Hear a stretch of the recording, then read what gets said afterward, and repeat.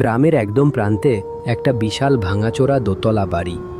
লোকজন বলে সেখানে একসময় জমিদারের পরিবার থাকত। বছর 20 আগে এক রাতের আগুনে সব শেষ।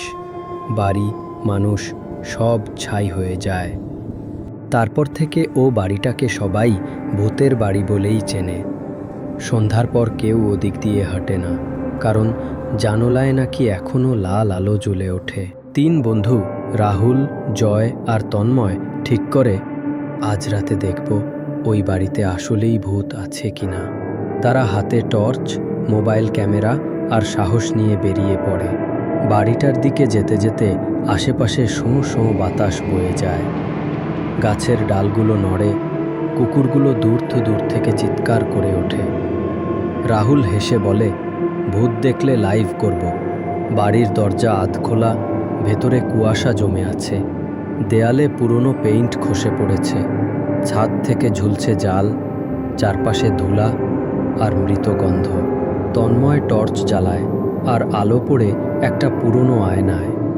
আয়নায় দেখা যায় 3 জনই আছে, কিন্তু 1 সেকেন্ডের জন্য আয়নায় একটা চতুর্থ ছায়া নড়ল।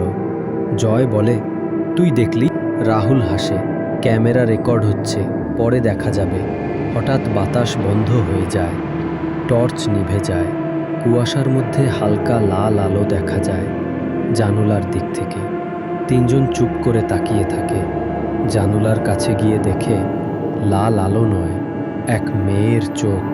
চোখ দুটো আগুনের মতো জ্বলছে, মুখে ছাই লেগে আছে, চুল এলোমেলো। সে ধীরে ধীরে বলে, তোমরা আমার আগুন দেখতে এসেছ? এবার অনুভব করো। হঠাৎ আগুনের ছটা ছড়িয়ে পড়ে। তন্ময় দৌড়ে দরজার দিকে যায়, কিন্তু দরজা এখন বন্ধ। রাহুলের হাতে থাকা ক্যামেরায় দেখা যায় একটা মুখ ধীরে ধীরে উঠে আসছে পিছন থেকে। চোখ জ্বলছে, মুখ পুড়ে কালো, ঠোঁট ছেঁড়া, আর সে হাসছে। এক অদ্ভুত শব্দ, যেন আগুনের ভিতর থেকে হাসি বেরোচ্ছে।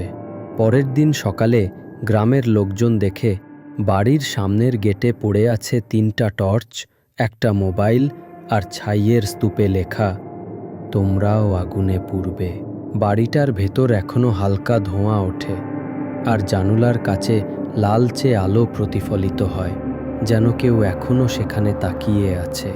জানোলার ভেতরে দেখা যায় এক মেয়ে, ছাইয়ে মোড়া মুখ, চোখ জ্বলছে আগুনের মতো, ঠোঁটে এক ঠান্ডা হাসি। আগুন নিভে না, আমি এখনো আছি।